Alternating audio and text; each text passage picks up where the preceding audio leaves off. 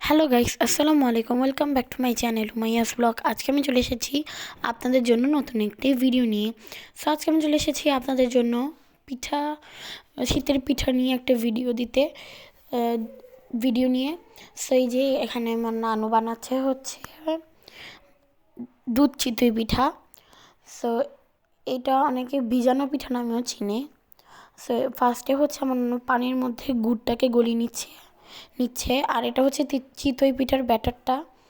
এই যে চালের গুঁড়া, পানি এগুলো দিয়ে আমি ভিডিওটা অন করেছিলাম, বাট আনফর্চুনেটলি ভিডিওটা অফ হয়ে গিয়েছে কীভাবে জানি, তাই আমি প্রসেসটা দেখাতে পারিনি কীভাবে বানিয়েছে ব্যাটারটা। তো এই যে আমি একটু দেখিয়ে দিচ্ছি আপনাদের এটার থিকনেসটা।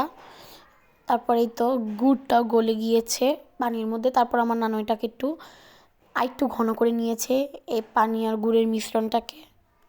এই মিক্সচারটাকে একটু ঘন করে নিয়েছে আর আমি একটু নাড়া দিয়ে দিচ্ছিলাম এর মাঝখানে। এই যে দেখুন আরেকটু ঘন করে দিয়েছিল পুরো জাল বাড়িয়ে। তারপর এই তো যে ব্যাটারটা রেস্টে রেখেছিল ওইটার মধ্যে পানি মেশাচ্ছে। এটা হচ্ছে ডালের চামচের 3বার দিয়েছিল, এই দেখুন। তারপর একটা টিস্যুর মধ্যে অয়েল দিয়ে যেই প্যানে পিঠাটা বানাবে সেই প্যানের মধ্যে অয়েল ব্রাশ করে নিচ্ছে।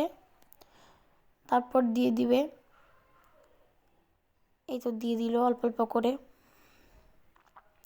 পিঠা। এখানে হচ্ছে 5টা একসাথে পিঠা বানানো যায়, তাই একটু তাড়াতাড়ি হয়। আমার নানু হচ্ছে আবার বড় সাইজেরও বানাবে, ওই যে দইয়ের হাঁড়িতে।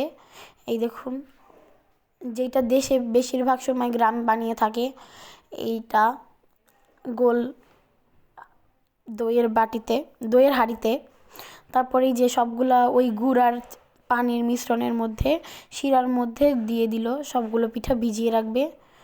এভাবে করে দিলে টেস্টটা অনেক ভালো থাকে আর ভালো নরম হয়, সফট থাকে পিঠাটা। দেখুন অলরেডি কিন্তু পিঠার ভিতরে দেখতে পাচ্ছেন শিরাগুলো অনেকটা ঢুকে গিয়েছে। এই তো পিঠা আমার নানু দেখছিল, দেখে দিল ঠিক হয়েছে নাকি। বানাচ্ছে আর দিচ্ছিল শিরার মধ্যে, আর আমি এটা একটু ক্লিপ নিচ্ছিলাম। দেন এই তো গুড়ের শিরা, তারপর পিঠা যখন ঠান্ডা হয়ে গিয়েছে তারপর দুধ মিক্সড করে নিচ্ছিল। এটা হচ্ছে আগে থেকে জাল করে হালকা ঘন করে নেওয়া দুধটা। এখানে দুধ নিয়েছিল। দেন আস্তে আস্তে ফার্স্টে ওই বক্সের মধ্যে মিশিয়ে দিয়ে রেখেছে যাতে যে ফেটে যায় নাকি দুধটা। তারপর এখানে পুরাটা ঢেলে দিবে, এই তো। আর সারা রাত হচ্ছে রেস্টে রেখেছিল, অল্প একটু দুধ বেঁচে গিয়েছিল, এই যে অল্প করে দিয়েছে, তারপর হয়ে গেছে পুরোটা। আর সারা রাত রেস্টে রেখে তারপর সকালবেলা খাবো আমরা সবাই, খেয়েছিলাম। এই তো।